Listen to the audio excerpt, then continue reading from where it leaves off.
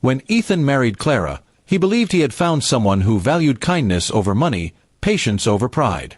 For the first few years, their life together was simple but happy. They didn't have much, but they supported each other through every struggle. Ethan worked as a technician at a local repair shop, while Clara managed a small clothing boutique. Things began to change, however, when Clara's business started to flourish. She gained new friends, people who cared about brands, cars, and appearances more than sincerity.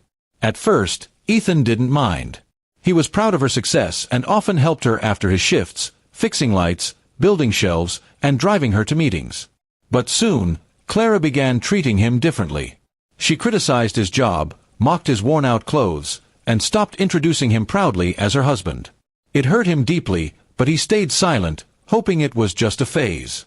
One evening, Clara invited her new circle of friends over for dinner. Ethan cooked their favorite dishes himself, eager to make a good impression. But when they arrived, they barely acknowledged him. They laughed about expensive trips and luxury brands, while Ethan quietly served the food. At one point, one of the guests asked Clara, jokingly, "So, Clara, does your husband even work, or does he just cook for you?" Clara smirked and replied, "He tries to, but honestly, he's kind of useless when it comes to real success." Her friends burst out laughing. Ethan froze, holding the serving tray. His hands trembled slightly, but he forced a smile.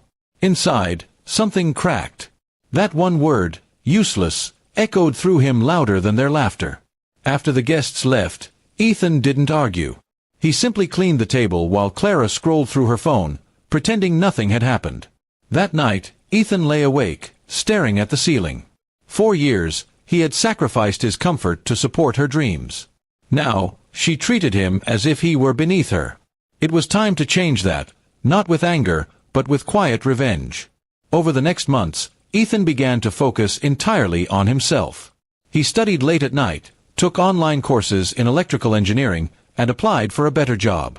Clara barely noticed. She was too busy hosting parties and attending fashion events. When Ethan received a job offer from a major company in another city, he didn't tell her immediately. He simply said he was going for a short training program.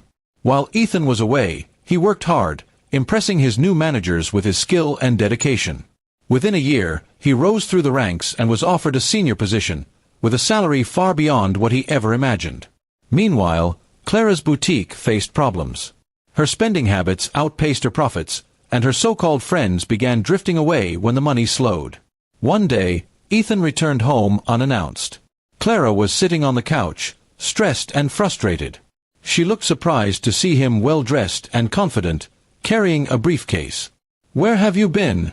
she asked coldly. Ethan smiled slightly. "Working. Turns out, the useless guy learned a few useful things." She frowned, not fully understanding what he meant. Ethan then explained everything: his promotion, his new apartment in the city, and his decision to move there permanently. "You mocked me in front of your friends," he said calmly. "You forgot who stood by you when you had nothing."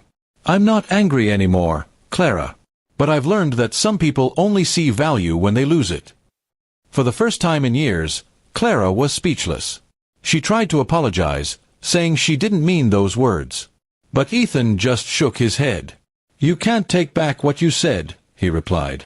"I may have been quiet, but I'm not worthless." With that, he left their home, leaving behind the man she had once underestimated. Months later, Ethan was thriving in his new city, respected by his team and living peacefully. He heard through mutual friends that Clara's boutique had shut down and that she was struggling to rebuild her life. Part of him felt sympathy, but he knew she had brought it on herself.